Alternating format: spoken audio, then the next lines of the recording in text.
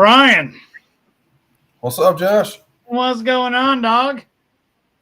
Man, I am chilling out here in middle of nowhere, Clovis, New Mexico. Good old Clovis, New Mexico. I've got some folks that have spent some time out there. Um, there's not much there other than radioactive deer and sagebrush. Yeah, it's a cow town to say the least. Last night I got in and went out and come out of the store and I was like, "Yep, smell that poo." Lots, lots of, lots of cow poo in the area. Apparently, there's like between this county and the next one, there's like 100 dairy farms or some nonsense. So, We'll get you a glass of milk. It does the body good. yeah, my luck, I'd find that one cattle with the single teat. You know what I mean? I'd hope not. If you found that cow, we need to have a talk, buddy. You might need to get. We might need to have Tanya putting in the old folks home because you've been on a path that is a little bit weird. Yeah. Like what was it, Kingpin? I milked the cow. We don't have a cow. City slickers too. Yeah.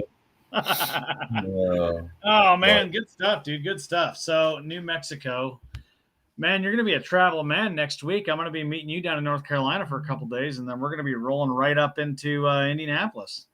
Yeah. It's got a long haul to Indy with you, and then from there, I mean, I'm flying out on Sunday from Indy and going to Abilene for another week. And you're gonna be all over the place. Yeah. But then after that, it'll calm down a little bit which is good because I've got apparently I've got a lot of car work I need to do. Yeah, you got a lot of car work. We were talking about car work the other day. What that we've got a T56 Magnum might be coming on the way soon, huh? Yeah, finally get upgrade to something pretty gnarly, something that'll hold some power and maybe maybe it'll shift a little bit better, a little bit smoother than what I've been used to. I wish I had a picture to post up here, man, to put this thing cats out of the bag. But yeah, man. For those that aren't following, Brian has acquired himself an LS9 supercharger for Zoron, so he's going to enter into the high pressure world. Yeah, I'm a little nervous about it. I don't know anything about forced induction. I can't say I've never been a fan of it. I think it's more about just not knowing it. So I've got a lot to learn. Stumbled upon that thing. Got to tone it back a little bit. I mean, it's capable of I could get, 15, 16, 17 PSI with it. Would be great if I had some forged internals, but instead I'm going to try to tone it back to, I don't know. It was recommended to me to being on stock bottom end to tone it back to about 6 PSI if I can. Worst case, I can get about 10 maybe. Hopefully I don't survive. Just remember, the old adage, suck, squeeze, bang, blow for an engine. It's no longer going to be suck, squeeze, bang, blow. It's going to be blow, squeeze, bang, blow. Yeah, right. And I can't afford that. Yeah, we'll see what happens with it. Maybe a bigger upper pulley and a smaller lower pulley. I think stock. I was doing some reading. Stock on those was I think at about 10 psi.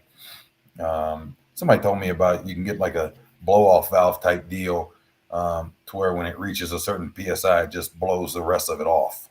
Yeah, you can have it dump back into the intake track or just open air.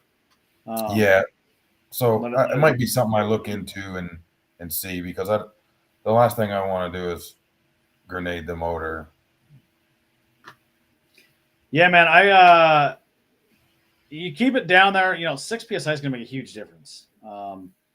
I had an old 454 truck that I put a Whipple on, and it only made 6 psi. God, that thing it'd smoke all 4 tires, man. Freaking, it was a beast. It was a truck, and you put that thing in 4 high, and it'd light them all up with no problem at all. That thing it moved. Yeah, I mean, I was told at 6 psi with the right cam should still get me to about 600. Yeah, it most definitely should, and it'll be reliable 600 too. So I mean, and that's 160 more than I have now. yeah, no, So that that's should be solid, man. You'd be you know sweet. that's 160 more now. That's a little bit more than Hector has in his entire Miata engine. I think. I wish he was on. Yeah, that'd be like adding Hector's Miata to Zoran. I mean, I, I wish but he you know, was on. here's the funny thing though. You already had a tendency to spin that damn thing off track, and I think this is just going to add to it. I have you know that I spun one time in 22. Oh, I'm calling out. All right, all right. Well, I think you heard it I here never. first. I'm going to go ahead and wager. I'm going to go ahead and wager. You're going to have 3 spinouts next year. I mean, that's a terrible bet for me to take. Is it a terrible bet for you to take? I mean, I bet on myself that I wouldn't spin at all this year, and I've spun out at least once at every major event. Hell, Well, I freaking went through the dirt and pulled a freaking NASCAR freaking, cold trickle spin to the freaking upside of the track at Nashville. I think the only reason I spun was I spun at Charlotte, and that was because I hit them rumble strips getting into the bus stop on the back stretch, and it knocked me around. But I typically spin at VIR, and I didn't one time. My wife used to say that it's not a successful racing weekend unless you've spun. So apparently, three trips to UMI were not none of them were successful. So That's good. Did Chris ever ride with you? Chris Brown, Yeah. no, he I don't believe that he did. If Yeah, he that's did, why you didn't spin, because Chris Brown hops in the car with you and you're going to spin because he's going to be like, gas, gas, gas. And you're going to come through the corner.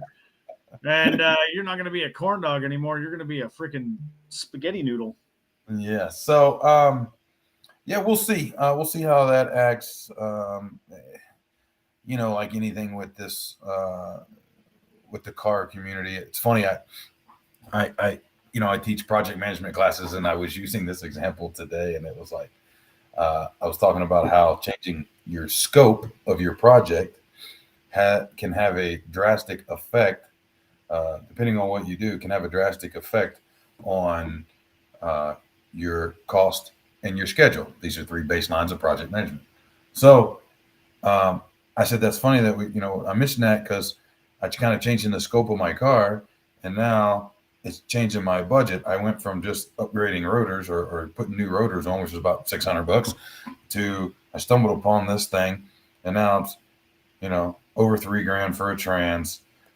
I got a fuel system that I need to that support this. That's probably another $3,000. I'm like, I got this, and so yeah, be careful with scope creep. Unwarranted, undocumented changes can wear out your budget there. So yeah, totally unexpected. I was going to say, man, let that scope creep all day long as you're getting your supplies from OSS. Yeah, nothing wrong with that, right? But it's we'll see how it goes. I think it's going to be good. All of these upgrades are not bad. I've been wanting a transmission. I was considering going to a TKX anyway. Now the T56 Magnum will be able to handle this, 600 plus foot-pounds of torque, and then the fuel system. And I always got to race with at least a half a tank in the car. Bare minimum half a tank, because the fuel pickup is dead center of the tank. So hard cornering and I get starvation issues. So I think I'm going to go with a Rick's tank, and it's got the corner pickups and it's baffled and all of that. So it's not cheap, but I need to find some time to make some phone calls and see what I can come up with and go that route. But all in all, it's going to be major upgrades that were really unexpected, and I would be not only remiss, but I would be stupid if I didn't say thank you, wife, for not. Well, here's it has been discussed. There's rumors floating around. There's rumors floating around that you're making this jump to forced induction to keep up with Jeff Gordon. Well, I mean, it's a terrible rumor, but it might be. Maybe it's true. I don't know. You know, Tanya did get on me the other night about I don't know what we were talking about, but the Forge line came up, and she's like, "Yeah, we were supposed to get me some Forge line wheels." This is her quote. "We were supposed to get me, being her, some Forge line wheels, but you decided to go a different direction." And I mean, she does have a valid point. Yeah, and she also handles the finances. So if she really wants me to have a set of wheels, she can just make it happen. I'm just saying. Oh man. Anyway, some good upgrades. Car should be interesting, to say the least. I'm gonna have, I'm not gonna be doing a whole lot of events in 23 with moving and everything. The 3 definitive events are, hell, if it was 20 they were having, I'd be at all of the UMI events, but definitely the 3 UMI events will be there. So it's going to take some learning, getting used to the car. Yes, Ashley, you're right. Tanya is pretty awesome. We'll see. We'll see how it turns out. Should be pretty good. I think it's gonna be a lot of fun, man. All jokes aside, I think it's gonna be an awesome upgrade to the build.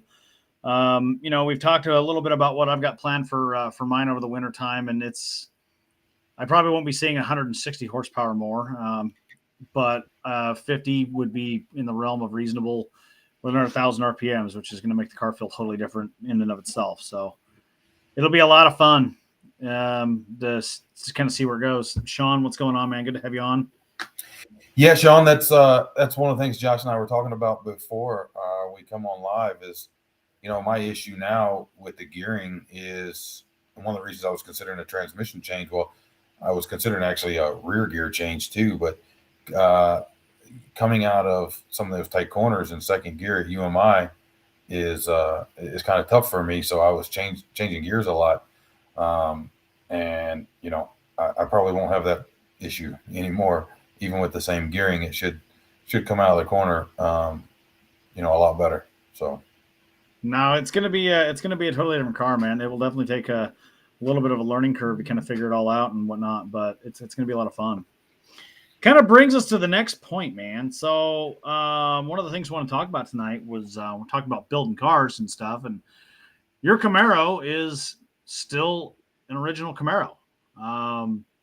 Still running the factory unibody. I mean, you've obviously done modifications to running a new front subframe and subframe connectors. And, my Camaro, the same thing you see in the background on my picture here, same deal. It is still running the factory unibody construction on there. I've got subframe connectors on it and a lot of work to the suspension to kind of dial in everything, but it is still, for the most part, an OEM car. Yeah, same concept with the unibody. Yeah. Yeah, and so one of the things that I wanted to kind of talk about tonight is I want to talk about we get to these events and some of the competition we're facing. Some folks are showing up with full tube chassis cars. Some are still running unibody cars, and I'm not against either one, either way. But I do find it interesting to see what technology has done over the last 10 years in suspension design and making these older cars handle the way they do. You got guys like Chris Wheatcraft. He's still on leaf springs in the back of that car, and he dang near put that car into the shootout. No, he did. He almost, but he was second in the class. He was second in class, and he almost made it to the final 4 of the shootout itself. Right. So yeah, and that's on leaf springs with UMI corner max up front, which is impressive to say the least, because that's not a swapped out subframe or anything like that. That's still that car. So, I want to bring this up, kind of talk about what are your thoughts on this, because we've seen it quite a bit. Wheatcraft won Street Machine, took first place. Tom Farrington was second place in Good Guys Nashville this year. Both of them on an OEM style frame or unibody car. So, We see a lot of these tube chassis cars come out to some of these events, and some are lightning fast and some aren't so fast. But what's your thoughts, bro? Well, it still boils down to driver, right? And I mean, hell, I don't know. I had 160 horsepower. Am I going to be faster? I don't know. Can I drive that much horsepower? I don't know. I've never driven it before, right? So, um, you still got to be able to drive. Look at Chris. I mean, obviously, that car is, like you said, running on leaf springs, and he is really fast in that car. Can anybody else be that fast in that car? Can I be as fast as, say, Finch in his car, or Ron Scott, or any of those folks? Yeah. In there, you know what I mean. Now, as far as the tube chassis goes, I don't know. I haven't researched it. I don't know all the benefits of the tube chassis, other than maybe it's a little lighter, and it gives you more rigidity with the flex, especially in these old cars. I don't know. So I don't know how to really answer that. But I still think that it goes back to driving. I mean, you still got to be able to drive it. No, and that's so true. You hear this all the time, and I'm not going to get into the built versus bought debate. If you've got the you got a desire to be in the sport, I don't care how you get here, be here, and let's have a great time together. You know what I mean? But you do see, some people that will go buy a car and they don't have a lot of experience driving it, and previous owner won everywhere with that car, and then the new owner is learning it. It's a huge difference, and I've experienced this myself. I had a 5th gen Camaro. It was a 2012, and I had a lot of suspension work done on it. Did a little bit of brake work and had some forge lines on it. And God, that car was unbelievable fast. I did very well in that thing. Getting to the 3rd gen, and it's been a work in progress. And I'm finally getting this 3rd gen to a level that the 5th gen was. And it's taken. God, I mean, I bought this car in 15, and we're pushing 23 at this point, and I've been building it, incrementally every step of the way. Well, it's taken, it takes a lot more, obviously, to get an older car to the capabilities of a newer car. I mean, it was almost plug and play with that 5th gen, right? I mean, think about how much difference they are stock. How close do you think that car stock is to what you're running right now? Right? Oh yeah. Well, you got to think the suspension design. Yes, the 5th gen uses a McPherson strut front end, but it's using a double ball jointed setup, which virtually has 0 bump steer. Rear suspension's independent, and it's very well designed. It's got unbelievable mid corner and corner entry handling. It's just it gets in there and it holds very well. Well, take Tim Gordon for instance. Great driver, great car. I don't think his car's not extreme. He's still running the stock motor in it. He's got headers on it. That's it. Right. I mean, there's no crazy wazoo suspension. He's running some Viking coilovers, but he hasn't gone crazy with it, right? But I rode with him at UMI, and that car, man, my car doesn't stick like that car does. It doesn't take off like it doesn't seem to bite like that car does, even when you just take off. And I'm like, I don't know, maybe I don't feel it. Maybe it is, but there's a big difference. And look at my car's, kind of extreme, Yeah.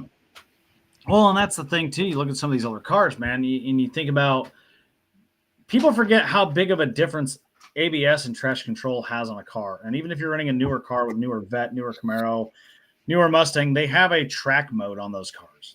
And that track mode is actually very well done.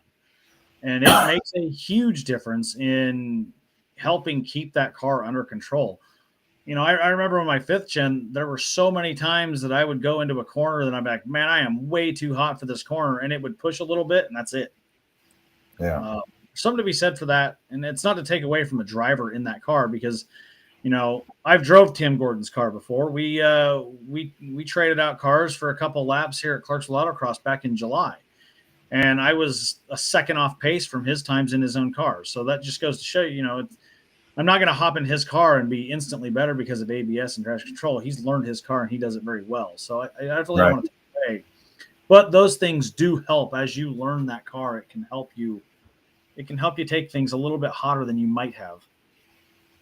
Yeah, absolutely. And it's well, I mean, anytime you change your car, look, I went to the other year. I went to 315s up front, and really just learning what I can, how much of how deep in the corner I can go, and how much more I can get it to stick, and 275s versus 315. So anytime that you're in anything new, right, there's a learning curve. So yeah, it's interesting to see how things change too. I made a minor suspension adjustment last year before the season started, and it was mainly just a geometry change to the rear lower control arm, and that's it. And the difference that it made in how that car handled and how well it held in mid corner to corner exit was unbelievable. Mark Gullivan got in the car, first event we ran together this year, and he asked me, we get done with the lap, and he's like, "Did you put a new motor in this thing or something?" I'm like, "No, why?" He's like, "It feels like a totally different car." I'm like, "Well, it's just a minor suspension adjustment to try to get it to hook a little bit better." Yeah. It worked in the right direction. It was amazing. Right. So, no, that's man, good stuff. I think it's little things like that as you kind of start building your cars out, we kind of veer off from the whole, discussion on the tube chassis versus using an OEM car and all that. And at the end of the day, I don't know that you're going to be I don't know that you're going to be cheaper one way or the other. I really don't. When you start factoring in everything that goes into building a car the right way, can you budget build an OEM car? Of course. But you see, these cars that have got, wins under their belt, there's still a lot of money put into that car, and there's a lot of effort that's been put into that car. So it's I'd almost argue it's harder to take a OEM style car to the same level of a tube chassis car, just because you're dealing with factory geometry that was not designed around any of this. Well, you can't budget build a tube chassis car. No, not at all. I got a local guy in Fayetteville, Tim Bradham, and he builds full tube chassis drag cars, front to back, everything. Basically, cuts the floor out of the car and braces it up, and then puts a whole tube chassis in it, full cage, right? Drag rear end. Basically gives you end up with a roller, and it's like 50 grand. Yeah. But I don't say it like that to say, God, that's expensive. I'm just saying it's 50 grand. Yeah. Right? But I mean, it's got, you're completely protected and everything. Now, if you found an old scrapper of a vehicle, maybe one car like yours or mine or something like that, and you took it to him. I mean, think about it. If you bought a high-end front subframe, high-end rear suspension, all of that, right? What are you going to end up spending? I mean, it's it's at least half that, and you're still having old school, chassis. Yeah. Well, I'll tell you, mine has no interior, and that's something I plan on working on over the next, few months. But I still have no interior in mine, and I'm at close to 50K into my car when you factor engine and wheels, tires, everything that has been into that car. And so you're going to be putting some serious effort into it. I guess the decision point comes is, what's the budget and what do you want out of the car? Well, that's kind of where I was going to transition. It's like, when you say, what do you want? What kind of car do you want? What constitutes, we talked about this, what constitutes a true pro touring car?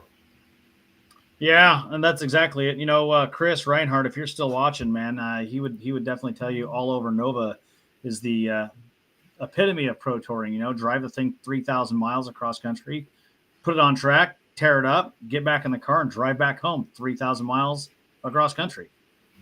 I don't disagree with that at all. It's it boils down to where what are your goals with it. If you want to have a cruiser that can also race, or if you want to have a racer that can occasionally cruise. Well, I'm a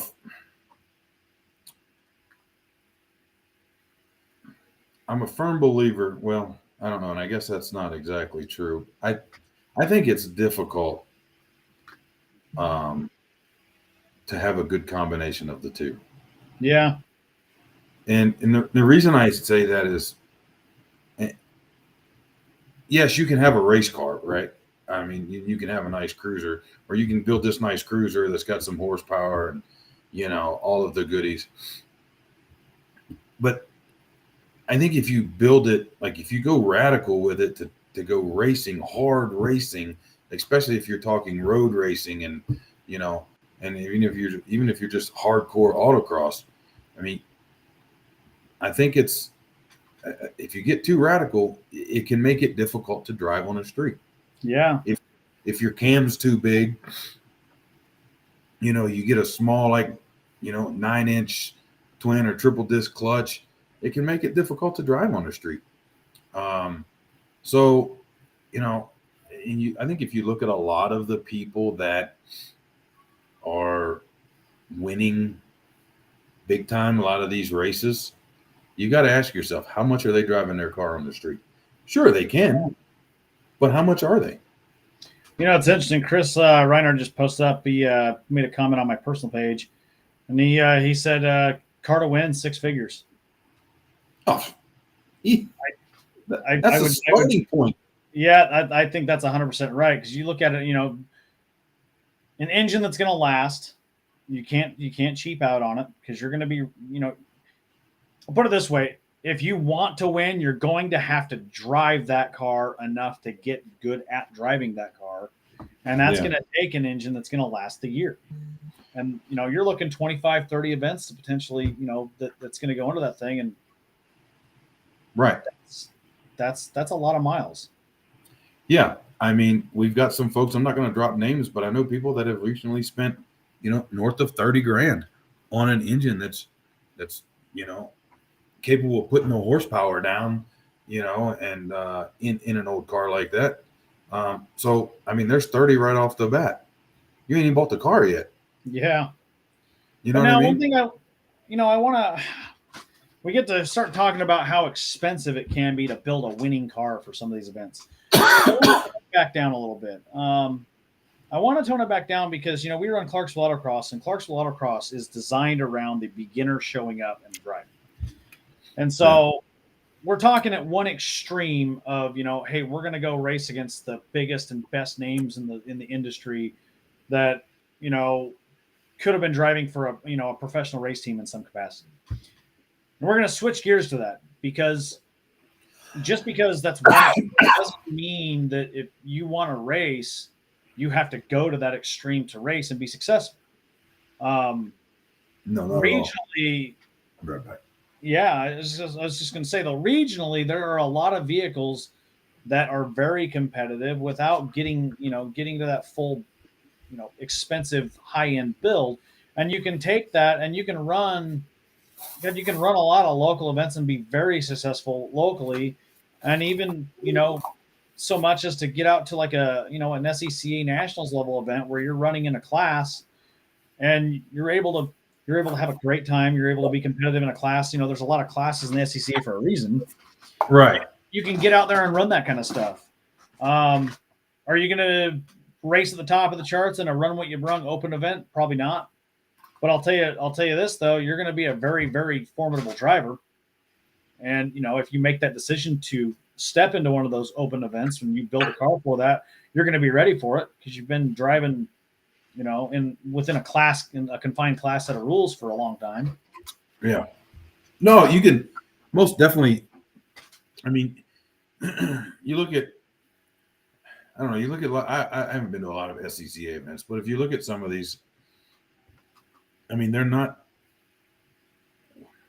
the people that are doing it a lot, well, locally, I mean, I guess if you're going to big national event or whatever, I don't think that there are any wild extreme cars. They've got spec classes. Look at Adam Benaway that went out and won in a spec. What is it? The SRS or whatever the hell It was a BRZ is what he was in.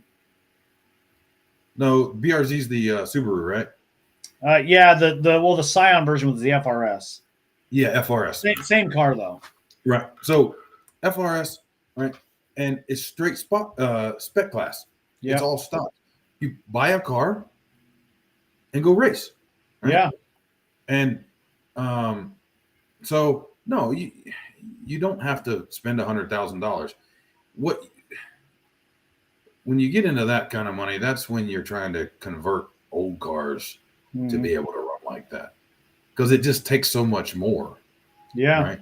I think, you can get out there. I mean, you can go out and find a used, 6th gen, ZL1. What's a used 6th gen ZL1 cost? 50? 60? Yeah. You could probably get a used one and low mileage used one for that. Okay. All right. So let's say you find one for 55. Split the difference, right? Yeah. How fast are you going to be on it? Put some tires on it and go out and run. You're going to be pretty, a local spot, whatever. You're going to be pretty competitive, I think. Yeah, it's interesting. I had another guy, Jeremy Warkentine. He posted up on my page, said, I once had someone say they'd rather be last on a racetrack than sit in the bleachers. That's a good point, man. There's something to be said.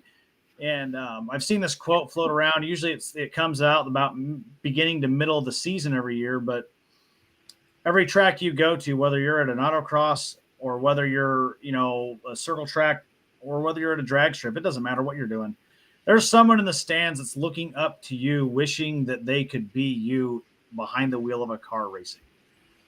And that's a huge thing right there, being able to be out there and participate. And so, my thought is that build what you can afford and get out and drive. And if all you can afford is, I drive an old Nissan Sentra commuter car. I got a 50-mile commute to my job every day. And I'll tell you this, I drive that thing every single day and I don't care. But, and if that was someone wanted to get into autocross, that thing would be a perfect car to just start learning the ropes of racing in autocross and learning to drive, because that car is going to be low maintenance. It's not going to cost you much. It ain't going to be fast, but I'll tell you right now, you will learn how to drive in that car. Yeah. I drove a Miata down in South Carolina, and I mean, I think it was like a bone stock car, man. And you definitely learn how to drive, because high horsepower V8 can overcome your mistakes. Yeah. Right. And in a Miata, that's a momentum car. I mean, you make a mistake, it kills your momentum, that lap's done. Yep. No, that's so true. Chris Reinhardt wants to run a front tire size class, and he says weight and tire size in the front would make it way more fair. Any motor can be as it is. Chris, I think you're right, but rather than do the 275 rule, I think we should make a 235 rule. You got to run 235 front tires. I wonder what he's running on that. Got to be at least 245, I suspect. Chris, what are you running on there, brother? Go ahead and post up if you're still on. Yeah, man, it's and that's the other thing too. I had somebody once tell me, he's like, get you a set of sticky tires that you can afford. Even if they're small, they're still going to be better than running an all season. And I think that's a very valid point. It's back when I had 16-inch wheels still on the Camaro, and I was running all seasons on it. Even a sticky set of small 16s are still worth at least a second. Chris is running 225 45 17s on the front of that thing. 225s? So, yeah, man, he's running 225s on that beast. What is he trying to cut pizza? What the heck? No, JB's trying to cut pizza. I think Chris is just trying to have fun. JB cut pizza. I mean, I'm just saying, he's already got the pizza parlor. He's cutting cones with the freaking splitter on that thing, cutting pizza. We've got you cutting grass and Zoron half the time. I mean, it just dawned on me. We need to make up a sticker, right, and place it on JB's splitter when he's not looking. The pizza cutter.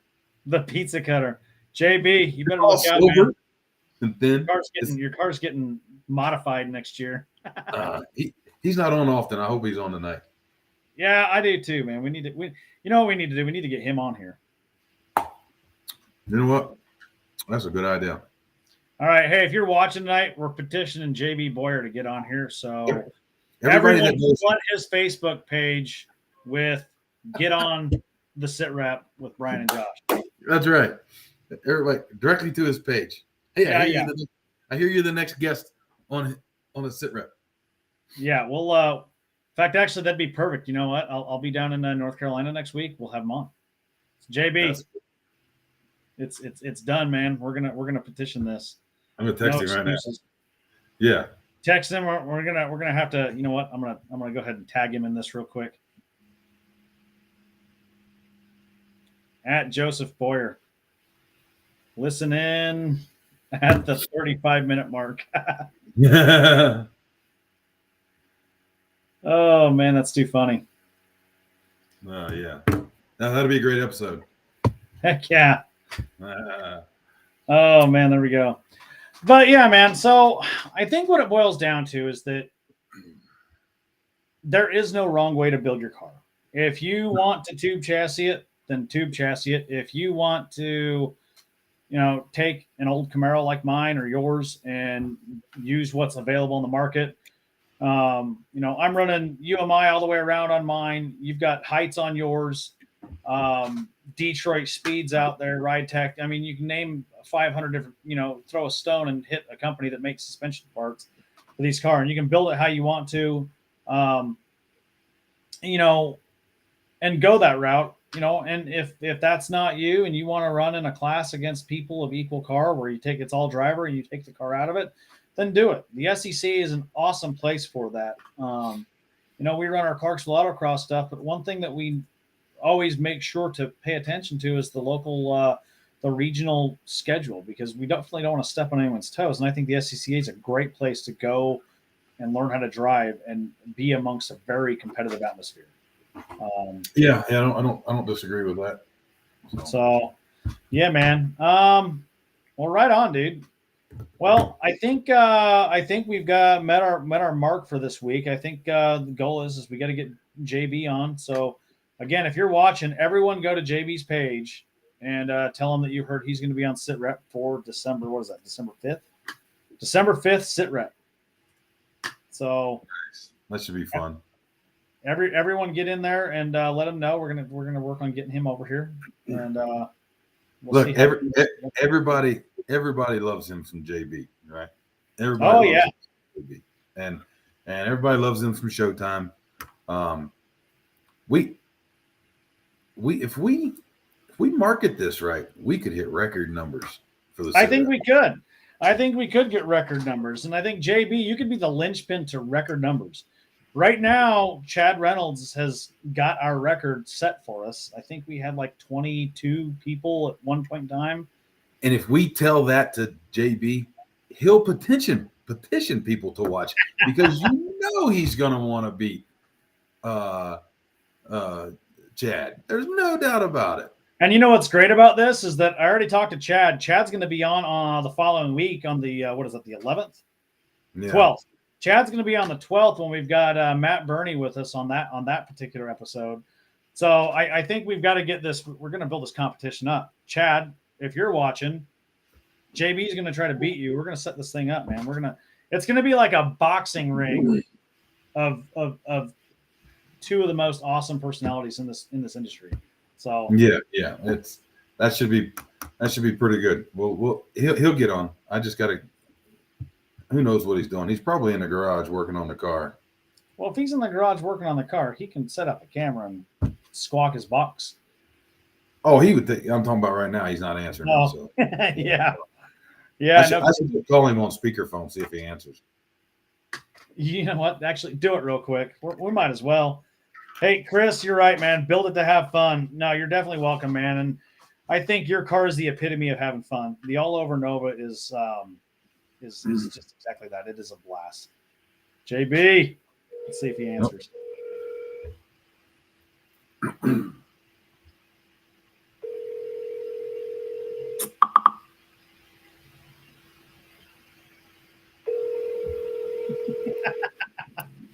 This fool. If you've got JB's phone number, I'm not going to post it up on here just for sake of being a nice guy. Yeah, right. Everyone call JB right now. Right now. Number three. Nah, he didn't answer. Oh man! All right, we're gonna get him on there. We're gonna push it. All right. Well, Brian, it's always a pleasure, brother. Yeah, man. Good talk for sure. Yeah, definitely, man. We'll be back on same time, same place. Well, I don't want to say same place. We'll be in all sorts of different places, but same time next week. Well, next week you'll be at my house. I'll be there. Yeah. Well, you'll be in North Carolina anyway. Yeah, I'll be in North Carolina. So I'll be staying out in the old Southern Pines land. Nice. Good deal, man. Well, looking forward to seeing you. It's gonna be cool hanging out with you, particularly you talked to me into canceling a 2-hour flight or hour and a half flight from Raleigh to Indy. To take a 11 and a half hour drive. Right. Yeah. Hey man, you're gonna be hanging with me. What's not better? What's not to love? I think it's the other way around. No, man, looking forward to it. It's gonna be a good time. I'm really looking forward to PRI. Having never been there, I'm not gonna say where we're going, but we've got a couple of shindigs to attend, and we got invited to one today that I am absolutely honored to receive that email, that invite. I just want to go ahead and throw this out there. Don't offend anybody with your Washington Commanders shirt. You gotta come prepared. Yeah, right. Hey, look, we went from 1-4 to 7-5. I don't want to hear it. I'll call them whatever they want me to call them. But yeah, so it's going to be a good time, a good weekend at PRI. Looking forward to it. So yeah, we've got a Thursday night shindig, a Friday night shindig, and then I might be able to conjure up a Saturday night shindig for the OGs. All right, I can definitely dig that. Last thing I want to throw out there before we cut it, man, is that we have about 3 hours left to our Forge Line 15% off sale. So if you are interested in Forge Lines, you got about 3 hours to get a hold of us and let us know. We'll get you set up. Beyond that, our Weld Racing and Forge Star sale continues to the end of the week. And then our track spec sale continues until the 30th. So anything else, hit us up. We will definitely be happy to earn your business and let us know what we can do to help you build your ride. Yeah, all of those are fine products, man. Those louvers, man, they look really good. Yeah, they do. And they really work out really well for releasing that heat. So yeah, all of those are great sales, man. And 15% off a set of Forge Lines. That's some decent point. That's a huge discount. So on that note, Brian, always be safe. Take it easy, bro. Yeah, brother. We'll see you soon. All right.